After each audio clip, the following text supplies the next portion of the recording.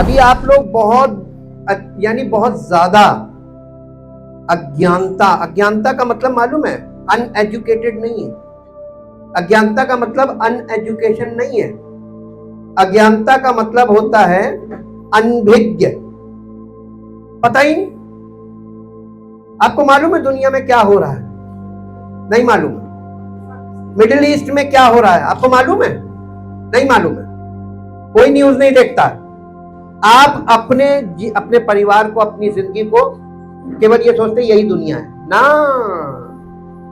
जो दुनिया से वाकिफ नहीं है वो अपने घर में कलह मचाएगा। पक्की बात बता रहे हैं आपको, क्योंकि वो दुनिया में देख नहीं रहा कि हो क्या रहा है। वचन में नहीं देख रहा है कि परमेश्वर ने अंत के दिनों में क्या बोला है और वही हो रहा है। बहुत सावधान हो जाइए और वचन में एकदम ध्यान लगा लीजिए, क्योंकि बहुत बुरी और बहुत तेजी से डिस्ट्रक्शन होता जा रहा है और होता जाएगा और होता जाएगा। डिस्ट्रक्शन की लिमिट्स नहीं है। प्रकाशित वाक्य में लिखा है पृथ्वी पर जो जीवन है, समुद्री जीवन, वनस्पति जीवन, मानव जीवन, सारे जिंदगियों का 1/3 खत्म होगा, 1/3 खत्म होगा। क्या आप बच पाएंगे? जब जीवन मिट रहा है पृथ्वी पर से, आप अपनी अभिलाषाओं में लड़ रहे हैं। अंत के दिनों में आपको क्या करना चाहिए मालूम है? जीवन देने वाले के सामने समर्पण, वही बचाएगा। आपकी युक्ति बुद्धि नहीं बचाएगी।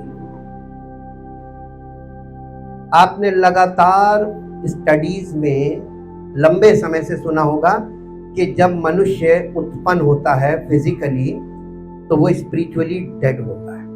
सुना है ना? लेकिन आपकी समझ में कुछ नहीं आया होगा। हम आपको लिख के दे दें, अगर आ गया होता तो आप अपना मन फिरा लेते। परमेश्वर किसी का मन नहीं फिराएगा। हर व्यक्ति को खुद से अपने मन को फिराना होगा। मन फिराओ का संदेश है, लेकिन मन फिराना एक प्रोसेस है। हालेलुया। जो बात यीशु मसीह ने जिससे अपनी शिक्षा का आरंभ किया था, अपने उपदेशों का आरंभ किया था, वो आरंभ था क्या? धर्म परिवर्तन। हाँ, मन फिराओ। Change your mind and change your thoughts. अपने विचारों को बदलो, अपनी धारणाओं को बदलो, अपनी मान्यताओं को बदलो, क्योंकि परमेश्वर का राज्य बिल्कुल निकट आ गया है। हालेलुया। अपनी सीट बेल्ट बांध लीजिए, क्योंकि आज का विषय मनुष्य की आत्मा क्या है ये खोल देंगे। ये खोलेंगे और आप तुरंत इस बात को समझ जाएंगे कि आप कहां खड़े हैं। मनुष्य में जो आत्मा है वो क्या है? कॉन्शियस। दो चीजें हैं जो सिमिलर हैं इंग्लिश में। एक होती है कॉन्शियस और एक होता है कॉन्शियसनेस। जो मानसिक विभाग में काम करते हैं वो लोग बहुत अच्छी तरीके से कॉन्शियसनेस को वो लोग समझते हैं। अनकॉन्शियसनेस होती है, सेमी कॉन्शियसनेस होती है और कॉन्शियसनेस होती है। इसके 3 प्रकार होते हैं। कॉन्शियसनेस का मतलब क्या होता है? हाँ, चेतना। चेतना का और सरल करिए। जो बेचारे पढ़े लिखे नहीं, उनको चेतना नहीं मालूम। हलवार करना चाहिए ना। उसके बाद जो नहीं मानेगा वो तो बैठा है फिर न्याय करने के लिए। चेतना का मतलब होता है आपकी खुद की जानकारी और आपका खुद का माहौल। आप जिस माहौल से घिरे होते हैं, you are aware about that, क्या बोलेंगे, इन्फ्लुएंस। होश। आप कहेंगे हम तो होश में हैं। कहां होश में हैं? आप में से कोई भी नहीं देख रहा है कि दुनिया में कितनी भयानक तबाही का तैयारी हो चुकी है। और मालूम है बाइबल में लिखा हुआ अंत के दिनों की सारी चीजें रैपिडली होंगी। रैपिडली का मतलब तर तर तर तर तर तर तर तर होती चली जाएंगी। और फिर आपको पता चलेगा है ये कहां आ गए हम। कोविड के बाद से आज देखिए दुनिया कहां चली गई, रिश्ते नाते कहां पहुंच गए, व्यवहार क्या हो गया, सब प्रेम व्यवहार सब चीज खत्म हो गई। प्रकाशित वाक्य का मेल उठा लिया जाएगा। मेल का मतलब होता है शांति, आपस में बातचीत से मसलों को हल करने की स्थिति उठा ली जाएगी, खत्म। अब देखिए डिप्लोमेसी खत्म हो गई, कहीं कोई बातचीत के अनुसार तैयार नहीं, सब लड़ने को तैयार है। हालेलुया। अब आपको बताते हैं मनुष्य की आत्मा है क्या, विवेक। विवेक और देखिए कॉन्शियस और कॉन्शियसनेस दोनों आपस में इंटर रिलेटेड है।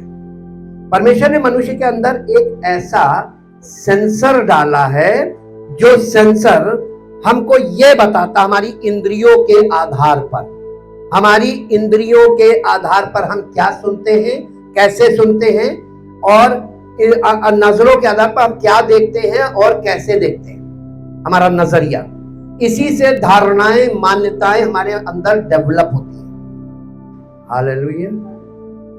विवेक वो पार्ट है जो मनुष्य को, जैसे एक एग्जांपल देते हैं, मेडिकल का एग्जांपल लेते हैं। आपको हर एक को बुखार आता है, बुखार बीमारी नहीं है।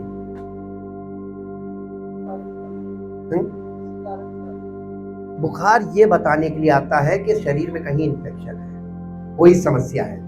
The sign of any infection और एनी सीवियर इन्फेक्शन, उसका ये चिन्ह है फीवर।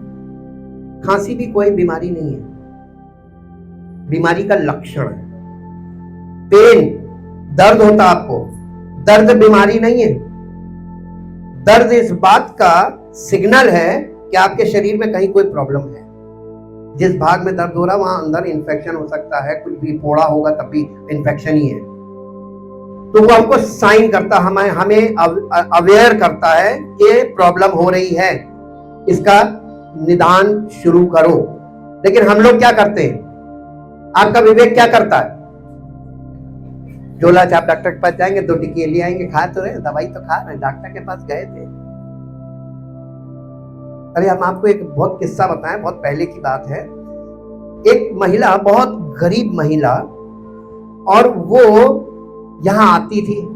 एक दिन रात को उसका फोन आया कि मेरी माँ को लूज मोशन हो रहे हैं, एकदम पानी की तरह से लूज मोशन, डायरिया की स्टेज। तो हमने कहा डॉक्टर को दिखाया आपने? तो और यही मौसम था गर्मी का। कहने लगी हाँ होम्योपैथिक दवाई लाके दे रहे हैं। हमने कहा सवेरे गुड बाय हो जाएगा। ये है अवेयरनेस, कॉन्शियसनेस। उनके विवेक में ये कॉन्शियसनेस है कि हम दवाई तो कर रहे हैं। अरे हमने कहा नहीं, इमरजेंसी स्टेज है, उनको आप ले जाइए, डिहाइड्रेट हो जाएंगी, उनको आप सरकारी अस्पताल ले जाइए अगर आपकी क्षमता नहीं है, ड्रिप्स चलवाइए। और इस चीज पर अगर आपने काम नहीं किया तो गुड बाय तैयार है। हालेलुया। तो विवेक इंसान का कैसा है? आदम और हवा के पतन के बाद से विवेक जो है ना, जिसे हम मनुष्य की आत्मा कहते हैं, वो भ्रष्ट हो गई है, करप्ट। अब नए नियम में जब आते, पुराने नियम में हिब्रू लैंग्वेज में विवेक नाम का शब्द नहीं है। उसका कारण है वहां पर लोगों के इंसिडेंट्स के द्वारा दिखाया जा रहा है कि कौन व्यक्ति किस मानसिकता से काम करता था इब्रानियों में और हिब्रू लोगों में, और उसकी मानसिकता क्या थी और वो कितना जागरूक था अपने वक्त के अनुसार। उसको छोड़ के बाइबल में जब हम जैसे ही नए नियम में आते हैं, नए नियम में कहानी पलट जाती है। पुराने नियम में जिसे मनुष्य की आत्मा बोला जा रहा है, उसे नए नियम में विवेक बोला गया है। आपकी आत्मा आपका विवेक है। विवेक का काम क्या है? तराजू। तराजू देखा है ना, 2 पलड़े होते हैं, एक तरफ आप क्या रखते हैं? लो, किसी को मालूम ही नहीं कि तराजू में एक तरफ तो सौदा रखा जाता, क्या? लो, बट्टा रख रहे हैं। हाय रे, 21वीं सदी में बट्टा रख रहे हैं। एक तरफ क्या रखा जाता है?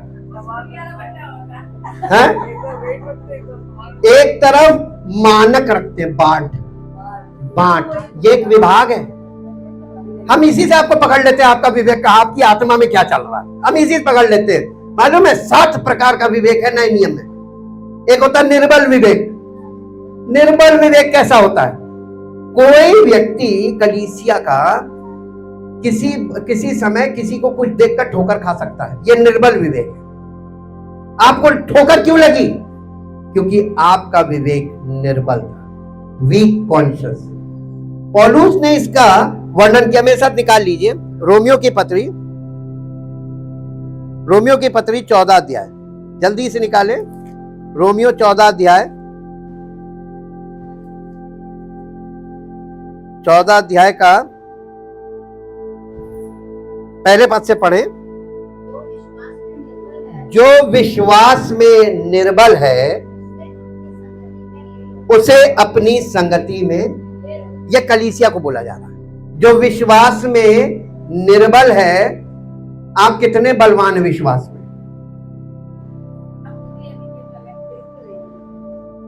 मान लिया ना? मान लेने वाले पर अनुग्रह होता है, ये बात बता दें आपको। सच्चाई यही होती है कि जो सच है वो हाँ कहो, दिखावा मत करो कि जो नहीं हो वो दिखा रहे हो जी।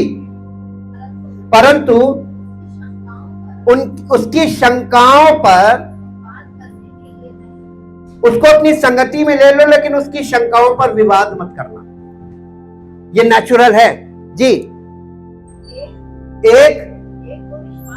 एक मनुष्य को यह विश्वास है कि सब कुछ खाना उचित है, ये एकदम यानी मजबूत विवेक जिसको बोलते हैं जी। परंतु जो विश्वास में निर्बल है,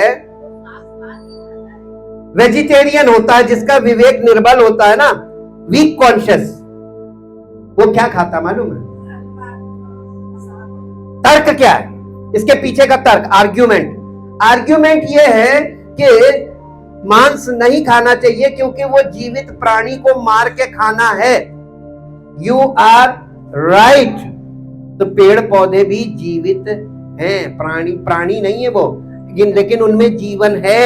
आप उन्हें भी काटते हैं, जैसे जानवर काटते हैं, उसका लहू बहता है, उसको भी तकलीफ होती है, वैसी पेड़ पौधों को भी तकलीफ होती है काटने पे। तो आप कुछ तो खाएंगे। जीवन के लिए, इस मानव जीवन को जीवित चीज ही चाहिए, भोजन शरीर के लिए। आप सड़ी हुई साग पात क्यों नहीं खाते, जो एकदम सूख जाती है, मुरझा जाती है, सड़ जाती है, उसको क्यों नहीं खाते? नहीं, आपको मालूम ये सड़ गया। जैसे कोई मरा हुआ जानवर वो तो नहीं खाता, कोई खरीद के लाते ताजा। आप साग पात भी खरीद के लाते सादा, दोनों जीवन वाली चीजें हैं, जीवित है। लेकिन जिसका विवेक निर्बल है वो साग पात ही खाता है। ये मैच्योरिटी की बात है, माफ कीजिएगा, ठोकर ना लगे, क्योंकि वचन से बोल रहे हैं जी। खाने वाला ना खाने वाले को, खाने वाला ना खाने वाले को तुच्छ ना जाने, यानी अपने से नीचा ना करा, ये नहीं खाता। नहीं, दो ही प्रकार के लोग होंगे, एक होता है वेजिटेरियन, एक होता है नॉन वेज। दो प्रकार के लोग हैं भाई। कोई व्यक्ति जिसने शुरू से नहीं खाया वो नहीं खाएगा, इसके पीछे जरूरी नहीं है वो मसीह में विश्वासी भी है, लेकिन वो नहीं खाता, उसने नहीं खाया। हमारी मदर थी, उन्होंने नहीं खाया, नहीं खाती थी वो, और हम लोगों ने कभी उन्हें बाध्य नहीं किया, नहीं करना चाहिए। जो नहीं खाता है वो खाना वाला ना खाने वाले पर को तुच्छ ना जाने। आगे, और ना खाने वाला देखो, खाने वाला जो मांसाहारी खा रहा है, तो ना खाने वाला उस पर दोष भी ना लगाए कि तुम तो वो खाते हो। ठीक है, उसका आहार वो है, उसका आहार। दो प्रकार के पशु हैं, एक शाकाहारी होते, एक मांसाहारी होते, कार्बीवोरस और हर्बीवोरस, दो प्रकार के होते हैं जी। क्योंकि परमेश्वर हर एक को, आपके भोजन से परमेश्वर को कोई मतलब नहीं, जो खाओ। यीशु मसीह ने इस पे बहुत अच्छा मास्टर लाइन दी, जो मनुष्य के मुंह से पेट में जाता है वो मन से निकल जाता है, वो उसे अशुद्ध नहीं करता है। तो आपके भोजन से आपको किसी भी प्रकार की अशुद्धि का खतरा नहीं होता है, ये आपके कॉन्शियस में होना चाहिए जी। अब ये देखिए, एक जगह चलिए, आपको मेरे साथ निकालिए प्रेरितों के काम 10 अध्याय, प्रेरितों के काम 10 अध्याय उसका 9 और 10 पर। दूसरे दिन जब वे चलते चलते नगर के पास पहुंचे जी पढ़िए। तो दोपहर के निकट पतरस कोठे पर प्रार्थना करने के लिए चढ़ा और उसे भूख लगी और उसको कुछ खाने की इच्छा थी। वो चाह रहा था कि भोजन मिल जाए जी। परंतु जब लोग भोजन तैयार कर रहे थे तो वो बेसुध हो गया। इसको बोलते हैं ट्रांस में चला गया। ये स्पिरिचुअल एक टर्म है जी। और उसने एक दर्शन देखा, एक रेवलेशन, प्रकाशन देखा, दर्शन देखा कि आकाश खुल गया और एक पात्र बड़ी चादर के समान चारों कोनों से लटका हुआ पृथ्वी की ओर उतर रहा है। ये प्रकाशन है पतरस को, जिसमें पृथ्वी के सब प्रकार के चौपाए और रेंगने वाले जंतु और आकाश के पक्षी थे जी। और उसे एक ऐसा शब्द सुनाई दिया कि हे पतरस उठ, मार और खा।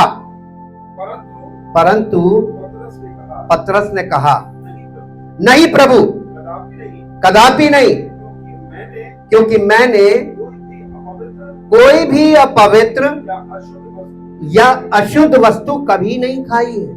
क्योंकि ये यानी यहूदियों की जो व्यवस्था उसके अनुसार बात कर रहा था। हमने कोई अपवित्र यानी ऐसी चीज कभी खाई नहीं है, हम नहीं खाएंगे जी।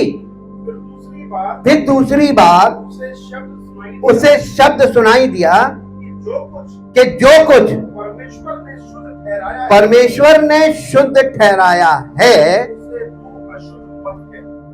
और आपको मालूम है नए नियम में आप पौलुस का जब पत्रियों को पढ़ते हैं, पौलुस ने अपनी पत्रियों में लिखा कि परमेश्वर की ओर से हर भोजन वस्तु शुद्ध है और प्रार्थना और धन्यवाद के द्वारा वो शुद्ध हो जाती है। और पौलुस ने लोगों को लिखा जो कुछ कसाईयों के यहाँ बिकता है निडर होकर यानी बेधड़क होकर तुम खरीद के खा सकते हो। तो खरीद के खाने को बोला है ना, जो बिकता है। तो आप तो खरीद के ला रहे, आप तो मार तो रहे नहीं। तो आप पर किस प्रकार का दोष? ये पतरस को कौन बोल रहा है? ये आवाज किसकी है ना? ये आवाज प्रभु यीशु मसीह की है। अभी तक आपको ये अंतर करना नहीं आया कि परमेश्वर की आवाज, पुत्र की आवाज, पिता की आवाज और पवित्र आत्मा की आवाज, तीनों आवाजें अलग अलग हैं। तीनों अलग अलग आवाजें हैं जी। 3 बार ऐसा ही हुआ। तब तुरंत वो पात्र आकाश पर उठा लिया गया जी। जब पतरस अपने मन में दुविधा में था, यानी उसका विवेक यहाँ पर उलझ गया। यीशु मसीह हमसे ऐसा क्यों कह रहा था जी? ये दर्शन जो मैंने देखा क्या है? तो देखो वे मनुष्य जिन्हें कर्नेलियस ने भेजा था शमौन के घर का पता लगाकर देवड़ी पर आ खड़े हुए और पुकार कर पूछने लगे कि शमौन जो पतरस कहलाता है यहाँ पे आया है क्या? यहाँ पे यानी एज ए गेस्ट है जी। पतरस जो उस दर्शन पर सोच ही रहा था कि आत्मा ने उससे कहा देख 3 मनुष्य तेरी खोज में। ये अन्य जाति के मनुष्य थे। ये जो पात्र उतरा था इसमें जो चीजें दिखाई जा रही थी वो अन्य जातियों की ओर पवित्र आत्मा पतरस को बोल रहा था इनको भी प्रभु ने ग्रहण किया है, इनसे घृणा मत करो। देखिए प्रकाशन किस प्रकार, पवित्र आत्मा प्रकाशन के द्वारा किस प्रकार बात करता है। आप इसको सिंप्लिसिटी से सॉल्व करना मांगेंगे, प्रकाशन सॉल्व नहीं होगा। पतरस जैसा व्यक्ति जो यीशु मसीह का चश्मदीद गवाह था और पवित्र आत्मा से परिपूर्ण हुआ था, उसका विवेक फंस गया, उसका निर्बल विवेक दिखाया गया यहाँ पर, उसका विवेक निर्बल था। अब मैं आपको बताता हूं कि विवेक हमारे अंदर जो आपकी आत्मा है या आपका विवेक है वो करता क्या है? हर चीज का मूल्यांकन कौन करता है? अब आपका विवेक परमेश्वर के वचनों का या मसीही जीवन का मूल्यांकन कैसे करता है? वो आपकी खुद की मसीहत है, पर्सनल। आपकी मसीहत आपके विवेक पर काम करती है। जैसा विवेक होगा वैसा मसीही होगा। और आप मसीहों में अगर जाकर देखेंगे तो किसी में एक मानक काम नहीं कर रहा है। सबके अलग अलग धारणाएं, मान्यताएं और अलग अलग उनके पैमाने हैं, यानी मेजरमेंट्स, बांट। परमेश्वर ने हमें या कलीसिया को पवित्र आत्मा का वरदान क्यों दिया? अभी तो लोग पवित्र आत्मा के विषय में कुछ भी नहीं जानते। उन्होंने बाइबल में पढ़ लिया पवित्र आत्मा, और उन्होंने आज की मॉडर्न चर्चेस में पवित्र आत्मा जिस तरीके से प्रदर्शन किया जा रहा है उसको देखकर वो सोचते यही है पवित्र आत्मा। ना, पवित्र आत्मा मैसेंजर ऑफ गॉड हो ही नहीं सकता है, क्योंकि ये Holi spirit is a God. Holi spirit is God, not the messenger. Jesus Christ is also God, not the messenger. God the Father is God, not the messenger. Messenger तो वो किसी मनुष्य को बनाता है। पुराने नियम में देख लीजिए आप, याजक थे और राजा थे और भविष्यवक्ता थे, ये मैसेंजर्स थे। हाँ, त्रिएक परमेश्वर है। और इस एक परमेश्वर, देखिए दुनिया में एक कम्युनिटी कहती है कि हम एक परमेश्वर के मानने वाले हैं, और मसीही लोग सोचते हैं कि ये भी एक परमेश्वर के मानने वाले, हम भी एक परमेश्वर। ना, उनके एक परमेश्वर में और हमारे एक परमेश्वर में बहुत अंतर है, आसमान और जमीन का अंतर है। हमारा त्रिएक परमेश्वर है, वहां पर कुछ नहीं। ओनली दे सेड हम एक परमेश्वर को मानते हैं। वो एक परमेश्वर की परिभाषा ही गलत है। यस, वहां बीच में प्रॉफिट को रखा हुआ है। Jesus is not the prophet. Jesus is the message, not the messenger. Hallelujah. आपके कॉन्शियस में क्या बैठा हुआ है? आपका तराजू, आपका बाट, वो इस समय चेक करने वाला हो गया है। आपको मालूम है समय समय पर मार्केट में एक अवेयरनेस प्रोग्राम चलता है और सबके बाट चेक किए जाते हैं, और होने भी चाहिए। बाट क्यों चेक किए जाते हैं? किसी को नहीं मालूम। यही तो कहते हैं कॉन्शियसनेस, आपके अंदर अवेयरनेस बिल्कुल नहीं।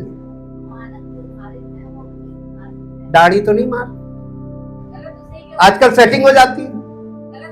और बताएं आपको, पुराने नियम में जो व्यवस्था का समय था, कानून का समय, कानून कहते हैं सादा सादा, आज भी कानून में वही चीज है। किसी भी बात की पुष्टि 2 या 3 गवाहों के द्वारा होती थी। ये पुराने नियम में था।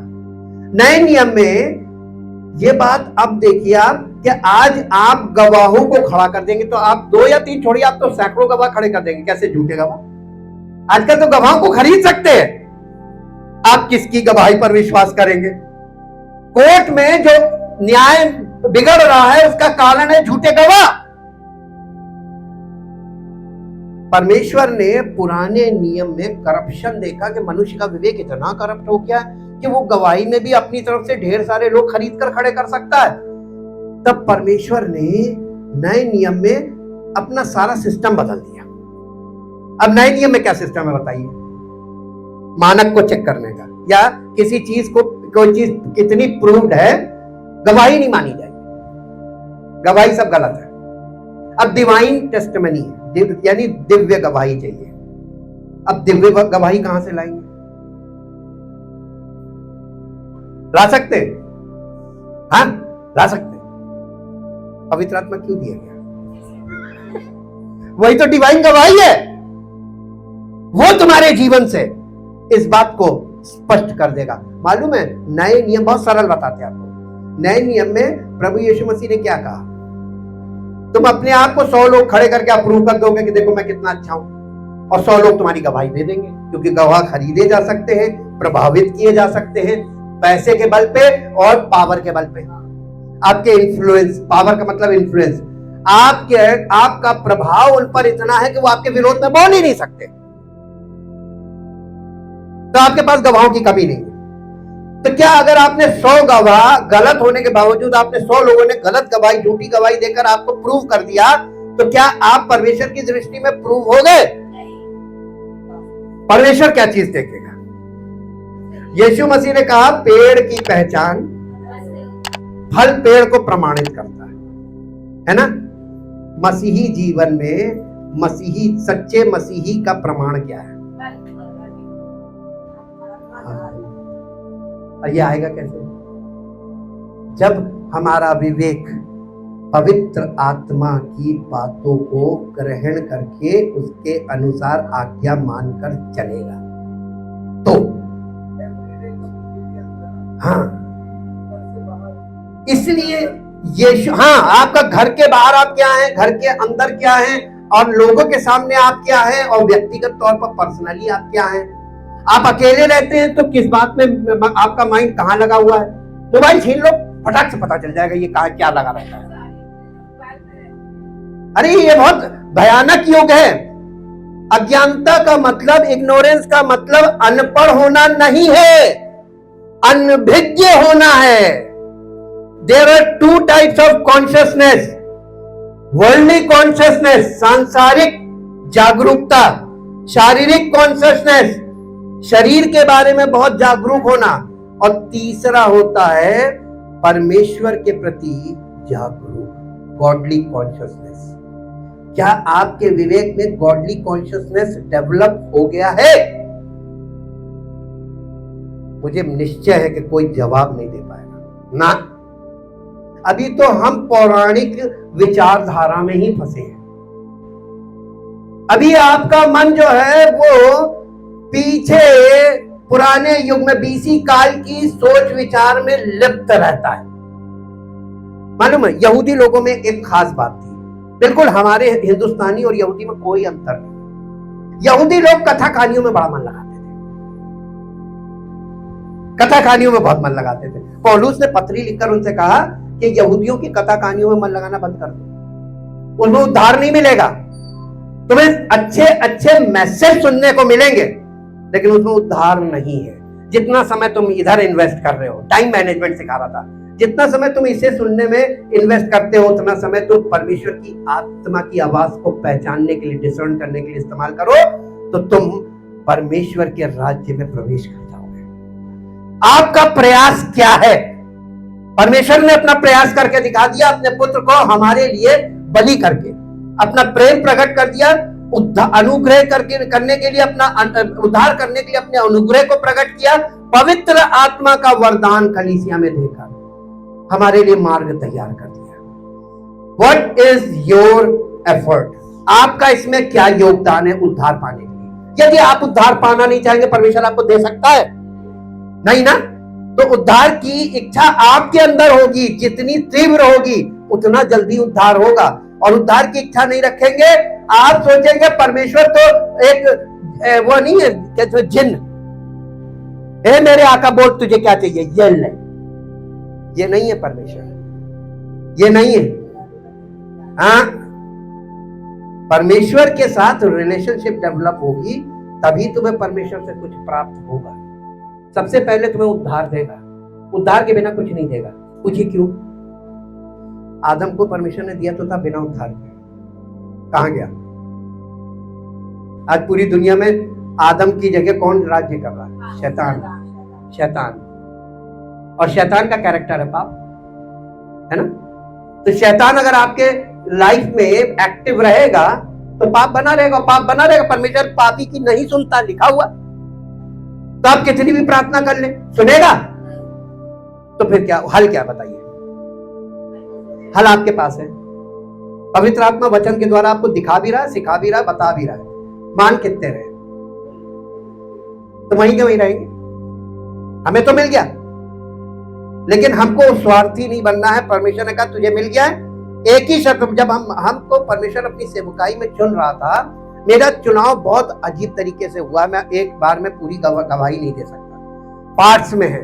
परमेश्वर ने मुझसे कहा कि यदि तू मेरी इच्छा को पूरा करने के लिए तैयार है तो मैं तेरे जीवन में होकर अपनी गवाही दूंगा, लेकिन स्वार्थी मत बनना, क्योंकि लोग तुम्हें पीड़ित करेंगे, लोग तुम्हारे विरोध में बातें करेंगे, लोग तुम्हारे बातों का विरोध करेंगे, जैसे मेरा किया था, जैसे मेरे चेलों का किया था। तो विचलित तो नहीं होगा। हमने प्रभु आपने पकड़ा है और आपने एक बात बोली है कि आप जिसको पकड़ते उसे पत्थर बना देते हैं। पत्थर का मतलब निर्जीव चीज, उस पर किसी भी बात का, किसी की किसी बात का, किसी के किसी व्यवहार का कोई प्रभाव नहीं पड़ता। हम प्रभु निष्प्रभाव हो जाएंगे आपकी अगुवाई में चलने से, और जो आप कहेंगे वो हम करते चले जाएंगे, चाहे किसी को बुरा लगे भला लगे, आपको अच्छा लगेगा, मैं वही करूंगा। मैंने अपने आप को सरेंडर किया और परमेश्वर ने मुझे अपनी इच्छा के अनुसार आप लोगों के उद्धार के लिए खड़ा किया है। कितनों को चाहिए? पक्का? पक्का? तो आपको ये काम करना पड़ेगा। जो आपका विवेक है ना, ये विवेक आपको गलत सिग्नल्स दे रहा है। ये क्या करता मालूम है? जो बुरा विवेक होता है, वो बुरा विवेक, मेरे साथ एक पद निकालिए जो आपको मिलेगा, पहला तिमोथियस की पत्री, पहला तिमोथियस की पत्री और उसका 4 अध्याय, 4 अध्याय उसके पहले पद से पढ़िए। परंतु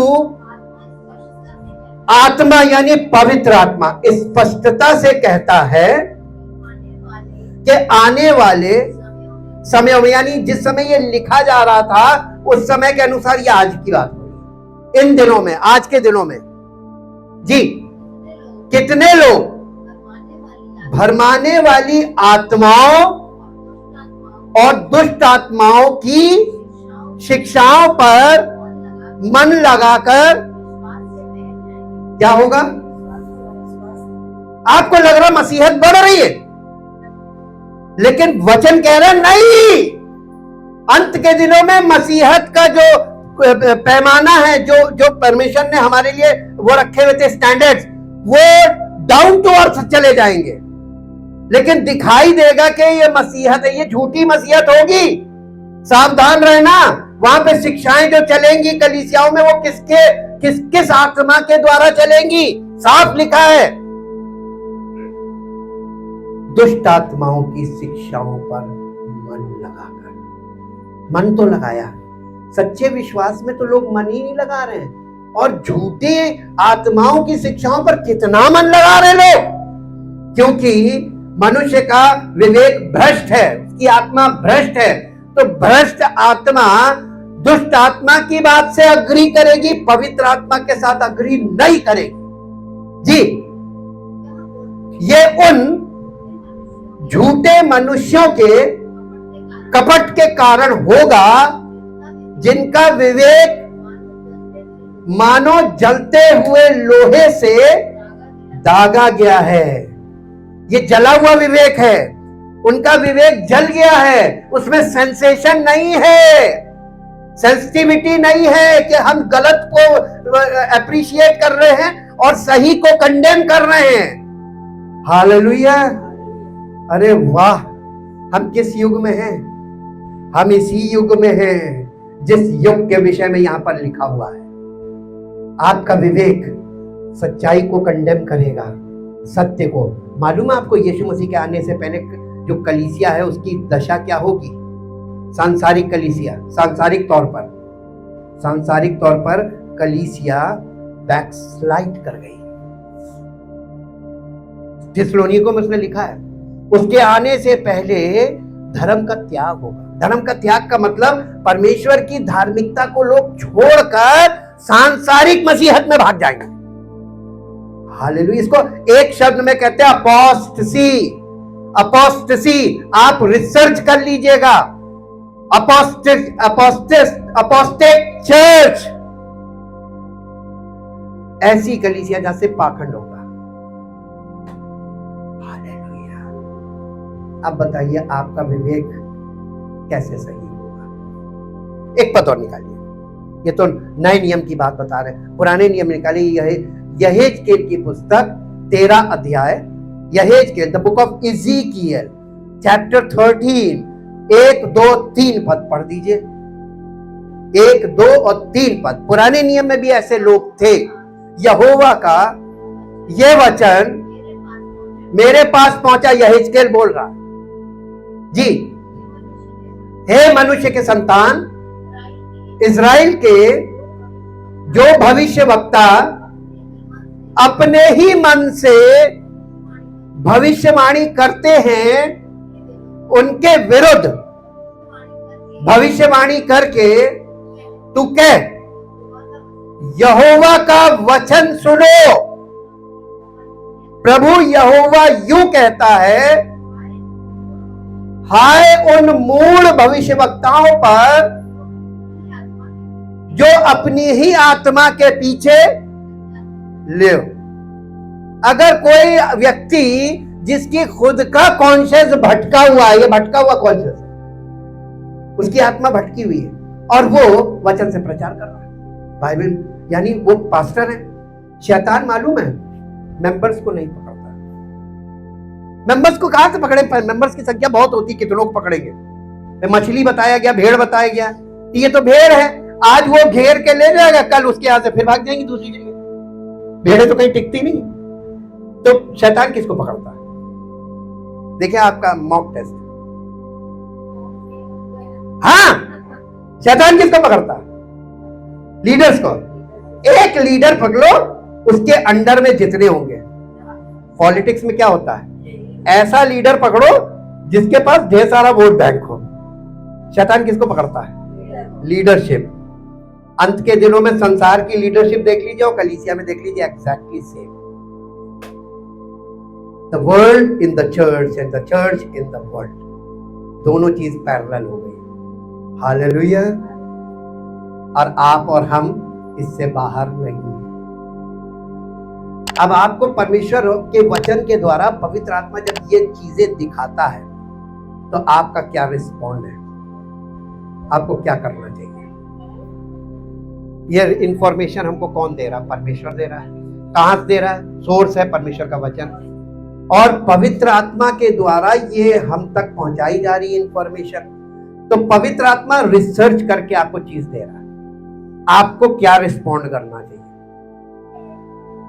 अरे जो सबका हाल होगा वो हमारा होगा, तो सब मरेंगे तो तुम भी एक, अगर सब कुएं में गिर रहे हैं। देखिए भेड़ों की एक टेंडेंसी बताएं। पहली भेड़ जो सामने वाली लाइन में होती है उसको पकड़ के लाकर वो लोग यूं खड़ा करते हैं उसको स्लॉटर करने के लिए, गर्दन काटने के लिए। पहली वाली में थोड़ी मेहनत करनी पड़ती है। उसके पीछे जितनी लाइन से होती है वो देखिए वो उससे एकदम फॉलो करने लगती है, वो तुरंत जाएगी, अपने गर्दन रख देगी, लो काट लो। इसी को कहते हैं बलि का बकरा। फिर तीसरी आएगी वो भी खड़ी हो जाएगी, चौथी आएगी, यानी सब कट जाएंगे। एक कटी तो सब कटी। अब आप ये बताइए, कलीसिया के सदस्य एक दूसरे को भटकाने का काम करते हैं? भेड़े हैं समझ लीजिए। तो जहां एक जाएगी और हाल क्या होगा? एक कटी।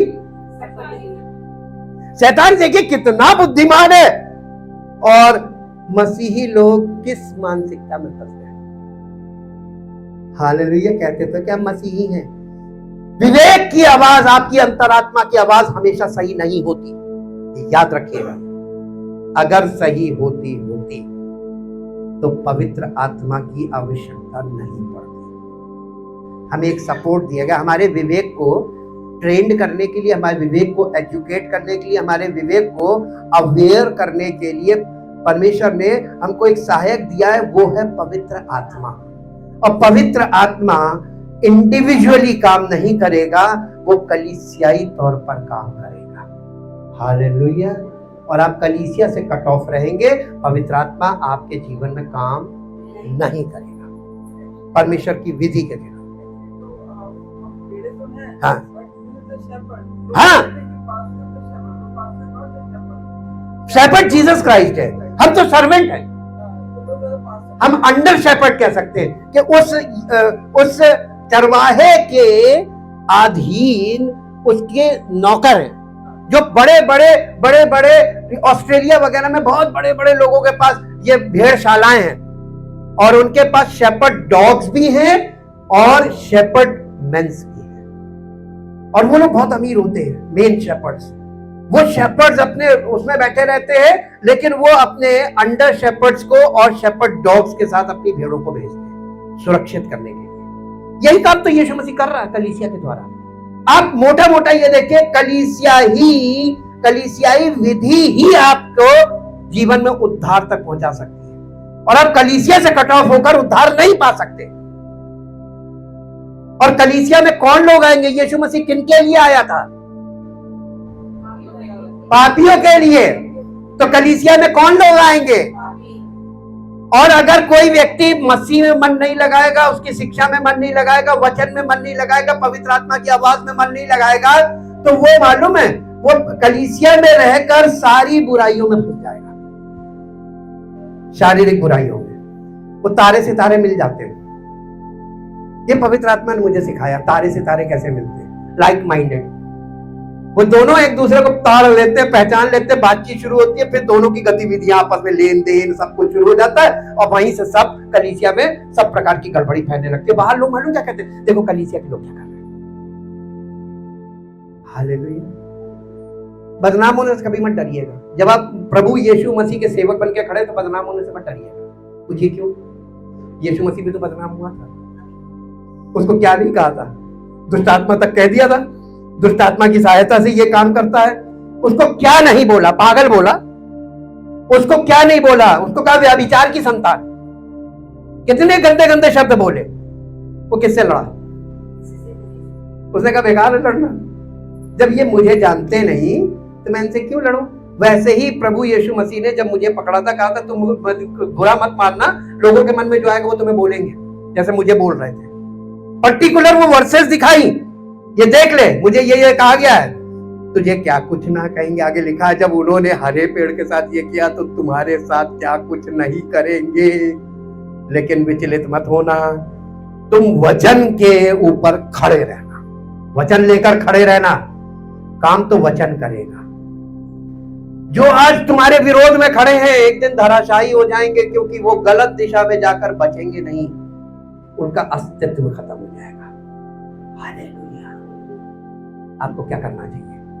उन लोगों को देखना चाहिए कि वो लोग देखो कहां से कहां जा रहे हैं, कैसे कर रहे हैं, या आपको ये देखना चाहिए प्रभु हमको कहां ले जाना मांग रहा है। आप प्रभु की इच्छा को पूरा करने आए हैं या अपनी इच्छा को पूरा करने आए हैं? तो प्रभु की इच्छा आपके जीवन में पूरी होगी, आपको अनंत जीवन भी मिलेगा, और इस पृथ्वी पर 100 गुना इस पृथ्वी पर आप कमा नहीं पाएंगे। वो 100 गुना देने का वादा कर रहा है, लेकिन ईमानदार विश्वासी बनने पर, उद्धार पाने के बाद, पवित्र आत्मा फल प्रकट होने के बाद आपका जीवन उसकी महिमा की होगी। कोई साइंटिस्ट किसी मनुष्य के विवेक को आज तक समझ नहीं पाया, ना उसे करेक्ट कर सकता है। कोई ऐसी विधि नहीं है, लेकिन परमेश्वर के पास इसका इंतजाम है। उसने कहा था मैं अपनी कलीसिया बनाऊंगा, और पवित्र आत्मा सहायक के तौर पर भेजा गया है, ताकि सब प्रकार के भ्रष्ट विवेक में परमेश्वर के वचन के द्वारा वो अपनी परमेश्वर की पहचान को उनके अंदर स्थापित करे, और उनका फोकस परमेश्वर की ओर करे, पिता पुत्र पवित्र आत्मा की ओर करे। परमेश्वर का मतलब होता है पिता पुत्र पवित्र आत्मा। ये तीनों पर फोकस करना है, और इन तीनों को आप डिवाइड नहीं कर सकते। अब आपको एक चीज दिखाते हैं, हमें ये पवित्र आत्मा तो साख दिया। पहला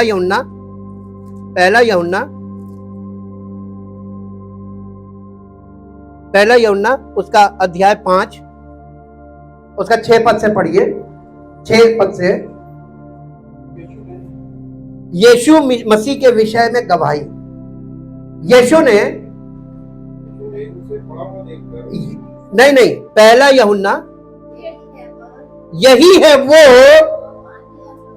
जो पानी और लहू के द्वारा आया है, अर्थात यीशु मसीह।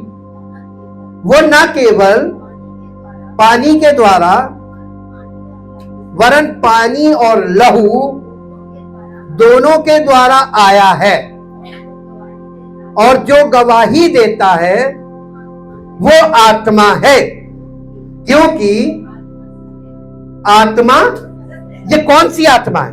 मनुष्य की आत्मा के पवित्र आत्मा? हाँ, ये सत्य की आत्मा की बात की जा रही है। ये आत्मा यानी पवित्र आत्मा गवाही देगा। एक सच्चे मसीही की गवाही कौन देगा?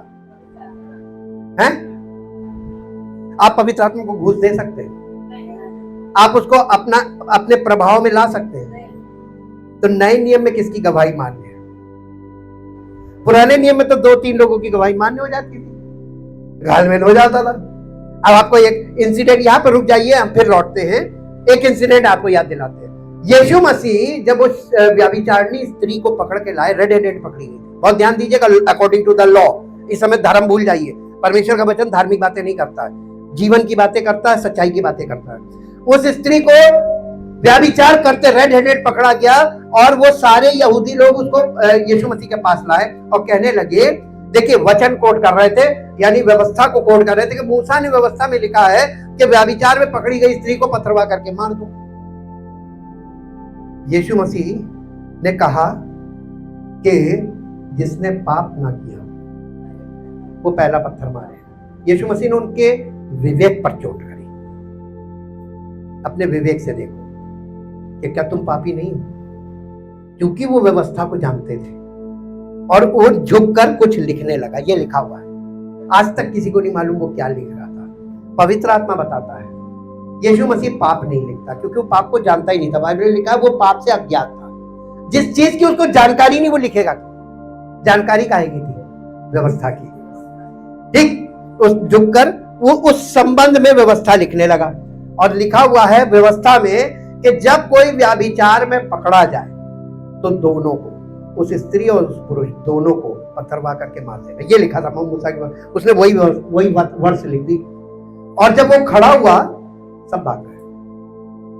अब देखिए, वो पश्चाताप कर रहे थे, पश्चाताप करके गए थे या दोषी होके गए थे? उनका विवेक ने उनको दोषी ठहरा दिया। तुम भी सिनर हो, तुम पापी हो, तुम में से कोई है जो इसके साथ विचार कर रहा था। वो सब पुरुष थे। उनके विवेक का दोष के कारण वो वहां से भाग गए, लेकिन उन्होंने पश्चाताप नहीं किया। हालेलुया। जब पवित्र आत्मा परमेश्वर के वचनों के द्वारा हमें कन्विक्ट करता है, उसके बाद हमारा निर्णय क्या होना चाहिए? या तो हम कन्विक्ट होकर दोषी मान के, दोषी विवेक के साथ भाग जाए कलीसिया से, हो सकता है ये करते लोग, और या फिर हम प्रभु के सामने अपने आप को सरेंडर कर दें, प्रभु मुझ पर दया कर। हालेलुया। आज की सुबह आप क्या करना चाहते हैं? कितने लोग करना चाहते हैं? जो लोग सरेंडर करने को तैयार अपने सामने खड़े हो जाइए, अपने स्थान पे खड़े हो जाइए। क्या आपका आत्मा परमेश्वर की आत्मा के विरोध कर सकता है?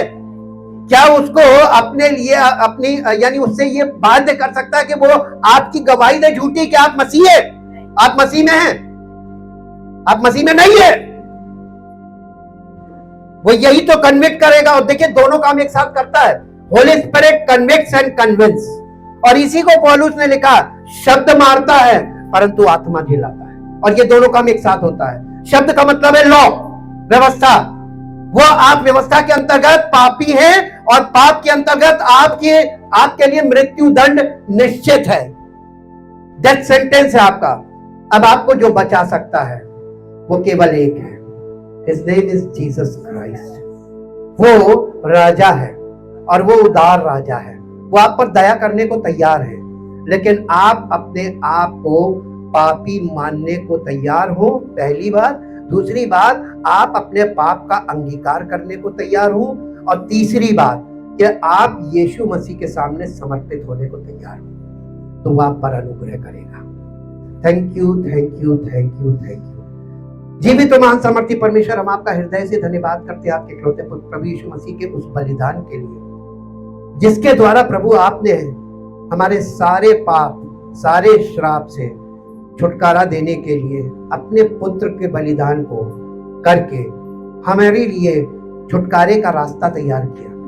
हम धन्यवाद करते हैं उस क्रॉस के लिए, उस सलीब के लिए, जहां से यीशु मसीह के पवित्र लहू के द्वारा हमारे विवेक का दोष दूर किया जा सकता है।